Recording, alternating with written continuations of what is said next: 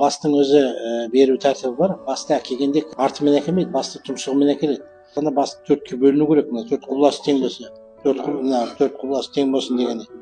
Мынау сосын жаңағы алып келген бастың оң жақ құлағын кесіп алып келгені, әлгі құйма құлақ болсын деген сөз осы.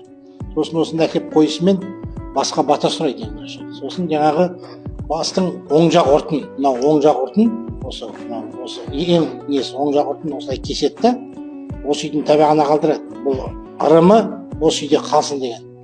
Сосын жаңағы оң жақ құлағын енді туған құда анау мынау жекжаттар болса соның несіне береді. Сол жақ құлағын жаңағы осы үйде жаңағы ойнап жүрген балалардың біреуіне береді.